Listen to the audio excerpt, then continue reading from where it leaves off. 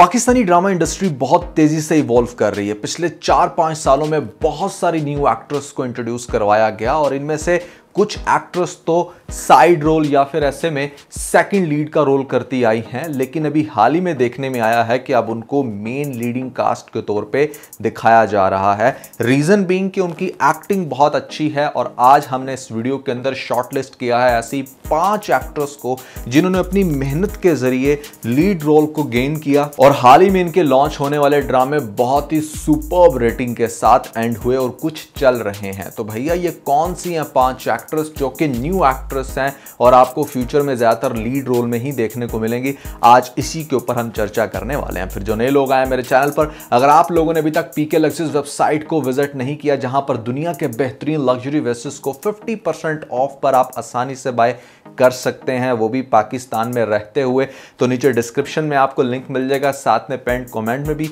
जाएं और जाकर अपनी मर्जी का वेस्ट खरीद के अपने मेहमानों को इंप्रेस करें। PK Luxus, we don't sell crap। हम स्टार्ट करेंगे नंबर 5 से और जाएंगे फर्स्ट की तरफ, और जैसे जैसे फर्स्ट की तरफ जाएंगे वैसे वैसे ये उतनी टैलेंटेड एक्ट्रेस हैं जिनको मैंने रखा है रैंकिंग वाइज। तो यहाँ पर नंबर 5 पे जो एक्ट्रेस आती हैं इनका नाम है अनमोल बलोच। अनमोल बलोच को काफी देर से आप स्ट्रगल करते देख रहे होंगे पाकिस्तानी टीवी स्क्रीन पर, लेकिन फाइनली पिछले 1-2 सालों में काफी अच्छे ड्रामे इन्होंने किए। अच्छे बोले तो इन सेंस के जिन्होंने बहुत अच्छी टीआरपी क्लोज की। इनका सबसे ज्यादा फेमस होने वाला ड्रामा सयानी है, जहां पर एक बड़ा सुपर्ब सा रोल था इनका, बड़ा मसालेदार के जिसको देख के गुस्सा भी आता था और यहाँ पर हंसी भी, लेकिन इन्होंने बखूबी निभाया। अनमोल बलोच की एक्टिंग बहुत अच्छी है, अपीयरेंस भी अच्छी है। इंटरेस्टिंग फैक्टर अबाउट हर के मतलब ये अपना मेकअप खुद से करती हैं सेट पे और काफ़ी अच्छे मेकअप स्किल्स हैं इनके पास। स्किन ब्यूटी भी बहुत अच्छी है। इनकी पर्सनालिटी के हवाले से डिस्कशन की जाए तो यहाँ पर आंखों को लेकर बहुत ज़्यादा बातें की जाती हैं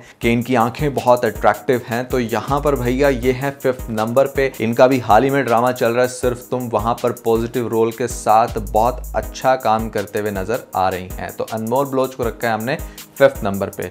डिस्कस करते हैं यहाँ पर 4th नंबर पे वो कौन सी एक्ट्रेस आती हैं जो बहुत ही टैलेंटेड हैं और वक्त के साथ साथ बड़े अच्छे से ग्रो कर रही हैं। इस एक्ट्रेस का नाम है यहाँ पर मोमिना इकबाल। मोमिना इकबाल का सफर स्टार्ट हुआ पार्लर वाली गर्ल से और फिर ग्रेजुअली जिस तरह से उन्होंने स्ट्रगल की, बहुत सारी बातें की इन्होंने अक्सर अपने इंटरव्यूज में कि भैया बड़े बड़े जो एक्टर थे वो इनके साथ सलाम लेना पसंद नहीं करते थे। वो बड़े एक्टर कौन हो सकते हैं आप बहुत अच्छे से समझ सकते हो, लेकिन वक्त के साथ साबित किया कि भैया अगर मेहनत करता है इंसान तो किसी भी पोजीशन पे आ सकता है। समझौता ड्रामे के अंदर मुझे इनका एक्ट बड़ा ज़बरदस्त लगा और ख़ास तौर पे जो भी हाल ही में ड्रामा खत्म हुआ जिसका नाम था गिरफ्त, वहां पर भी रोल तो थोड़ा क्रिंज था लेकिन बहुत ज़बरदस्त एक्टिंग की है नौकरानी की, और लीड रोल था वो भी इनका।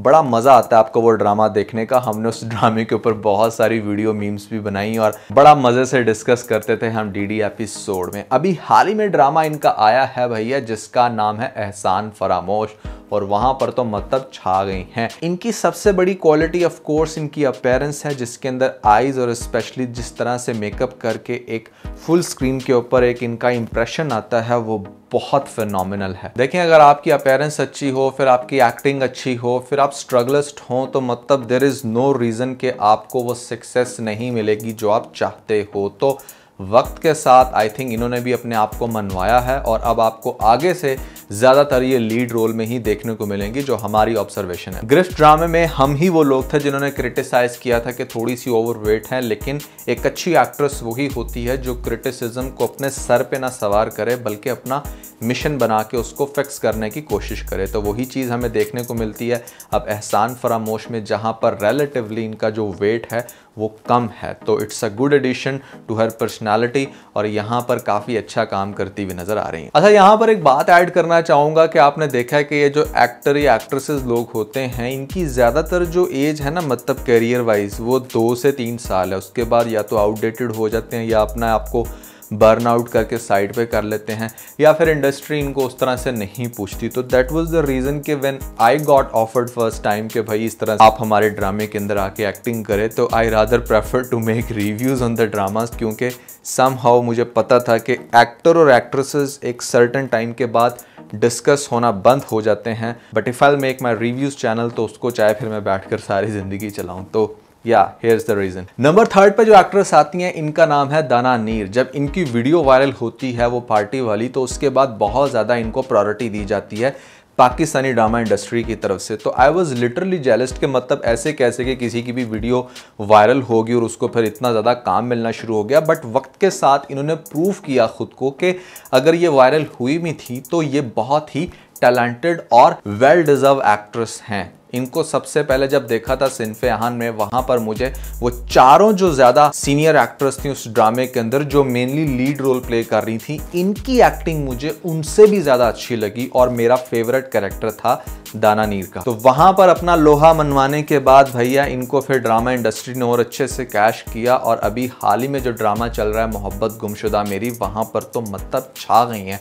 खुशहाल खान के साथ इनकी केमिस्ट्री बहुत अच्छे से बैठ रही है और वो मुझे स्टार्टिंग का दौर याद आ जाता है कि जहाँ पर फिरोज़ और सज्जल की बड़ी ज़बरदस्त एक जोड़ी बनी थी, तो कुछ वैसी वाइब्स आ रही हैं हमें मोहब्बत गुमशुदा मेरी में इसकी खुशहाल खान के साथ जो पेयर बना। तो ओवरऑल एक्टिंग के पर्सपेक्टिव से देखा जाए तो यार बहुत अच्छा, बहुत डट के काम कर रही हैं एंड दैट्स द रीज़न हमने इनको रख दिया है नंबर 3 पे। दाना नीर की भी फेस ब्यूटी तो अच्छी है बट ज़्यादा इनकी एक्टिंग की वजह से और जितना पैशन से ये काम करती हैं उसकी वजह से अब इनको प्रायोरिटी मिल रही है। नंबर 2 पे मैं जिस एक्ट्रेस का जिक्र करने वाला हूँ, आप लोग हैरान होंगे उनका नाम सुन के, और मेरी अपनी टीम भी मुझे ये कह रही थी कि सर आप इस एक्ट्रेस को इतनी ज़्यादा प्रायोरिटी कैसे दे सकते हैं, आपने तो इनके खिलाफ ये बोला हुआ है। तो भाई बात ये होती है कि मैं कभी भी किसी एक्ट्रेस के खिलाफ नहीं बात करता, मैं उसके रोल के खिलाफ बात करता हूँ, उस कैरेक्टर के खिलाफ बात करता हूँ जब भी कोई बात मैंने करनी होती है। पहले मैं आपको इनका नाम बता देता हूँ। नंबर 2 पे आ कौन रही हैं, इनका नाम है सबीना फ़ारूक, जिन्होंने तेरे बिन के अंदर मतलब बहुत सारे झंडे गाड़े और यहाँ पर मिक्स्ड रिव्यूज़ थे लोगों के, जिसमें प्राइमरली मेरे रिव्यूज़ तो बहुत ही इंगेज थे कि मतलब बहुत ही क्रिंज रोल है, दिस एंड दैट, मतलब सारी जो एक्टिंग के हवाले से भी चीज़ें थी वो मुझे अच्छी नहीं लगी, लेकिन समहाउ भैया वहाँ पर ये फेमस हुई थी। मैंने इनको क्यों रखा है 2 पे, because I am really impressed the way she is doing her act in the drama serial Kabli Pulao, Green Entertainment का ये ड्रामा, जहां पर मैं इनकी एक्टिंग देखकर हैरान हो गया कि मतलब ऐसा लगता है कि शायद उस रोल के लिए जो वहां पर बारबीना का रोल दिखाया गया है उसके लिए बनी ही ये हैं और शायद इनके अलावा कोई और एक्ट ना कर सकता जितना अच्छा इन्होंने पठानी का रोल निभाया। सो व्यूअर्स, एक बात को अपने जहन में रखें कि मैं किसी भी पॉइंट पर किसी भी एक्ट्रेस के खिलाफ भी लेट से अगर कुछ कह रहा हूं तो दैट डजंट मीन कि उसकी रेटिंग के ऊपर या फिर अगर वो कोई अच्छा काम करेगी तो मैं अपने व्यूज़ चेंज नहीं करूँगा। That's the reason we have the biggest channel for the drama reviews और यहाँ पर ऑडियंस हमारे एनालिसिस के ऊपर ट्रस्ट करती है। तो सबीना फ़ारूक का अगर आपने ड्रामा नहीं देखा काबली पुलाव, तो भैया किस चीज़ का इंतज़ार कर रहे हो, जाओ और जाकर यहाँ पर स्टार्ट कर लो। एक तो नया चैनल है, हमें ज़रूर प्रमोट करना चाहिए। साथ में सबीना फ़ारूक उभरती हुई टैलेंटेड एक्ट्रेस, आई होप कि आगे से बहुत ज़्यादा इनको इस ड्रामे के बाद लीड रोल मिलने वाले हैं। अब आप लोग हैरान हो रहे होंगे कि ऐसी कौन सी न्यू एक्ट्रेस है जिसका आप लोगों को नहीं पता या जो आप लोग फिगर आउट नहीं कर पा रहे। तो आई बिलीव कि कुछ लोगों ने तो कमेंट सेक्शन में यहाँ पर बता दिया होगा। वैसे मेरे बताने से पहले ज़रा सोचें कि कौन हो सकती है वो जिसको रख दिया है हमने फर्स्ट पे, जो मेरे ख्याल से नई आने वाली एक्ट्रेस में पहले नंबर पे आ चुकी हैं फॉर मैनी रीजंस। क्या रीजंस है बताऊंगा, लेकिन पहले नाम आप कमेंट सेक्शन में गेस करें। आई बिलीव कि आप लोगों ने नाम लिख दिया होगा, तो यहाँ पर मैं बताना चाहूँगा कि भैया पहले नंबर पर जो हमारे पास एक्ट्रेस आती हैं उनका नाम है आयना आसिफ। सो आयना आसिफ बीइंग सो यंग, मेरे ख्याल से शायद 14, 15, 16 साल उनकी एज है। इतना छोटा होने के बावजूद जितना बेहतरीन ये एक्ट कर रही हैं, इन्होंने पास्ट में भी जो ड्रामे ख़त्म हुए बहुत कमाल का काम किया, जिसमें सरे फरिश्ता हमारे पास पिंजरा, फिर बेबी बाजी के अंदर बहुत ज़बरदस्त रोल था। और ख़ास तौर पे अगर हम इनके रिसेंट ड्रामे को डिस्कस करें तो मायरी के अंदर इनको लीड रोल मिल चुका है। यानी कि ये वो जर्नी है जो आपको दिखाया गया कि कैसे कोई छोटी उम्र की लड़की, मतलब जिसको आप लोग समझ सकते थे कि शायद अभी 7-8 साल तो साइड रोल करेगी, फिर कहीं जाकर इसको मौका मिलेगा। ऐसा नहीं भाई, अच्छा काम करोगे, मेहनत करोगे तो पाकिस्तानी ड्रामा इंडस्ट्री कहीं पर भी आपको पुल अप कर सकती है। तो वही हुआ इसके केस में, बहुत ज़बरदस्त। मतलब आप सोच भी नहीं सकते कि एक इतनी छोटी लड़की, या चलो मान लो कि जो भी कुछ ही टाइम पहले थोड़ा सा मैच्योर हुई होगी, वो इतना ज़बरदस्त एक्ट कर सकती है। उसके face expressions and the way she deliver her dialogues, it's superb. And surprisingly अगर मैं बात करूँ फेस ब्यूटी की, तो वो बहुत ज़्यादा इंप्रेसिव नहीं है as compare to the other girls जिनका मैंने डिस्कस किया अभी अपनी लिस्ट में इससे पहले। बट चूंकि इनकी एक्टिंग बहुत अच्छी है तो इसलिए हमने रख दिया पहले नंबर पे, बीइंग सो यंग। लेकिन आप लोगों के अकॉर्डिंग कौन सी वो एक्ट्रेस हो सकती थी जो पहले या दूसरे नंबर को डिजर्व करती थी? कमेंट सेक्शन में मुझे बताना मत भूलिएगा। तो दोस्तों, अगर आप लोगों ने हमारा लेटेस्ट व्लॉग नहीं देखा, that is about my birthday, वैसे तो अब 2 दिन होने वाले हैं, ऊपर आपको लिंक मिल जाएगा, जल्दी से लिंक पे क्लिक करके वीडियो देख के अपना फीडबैक मुझे जरूर दीजिएगा।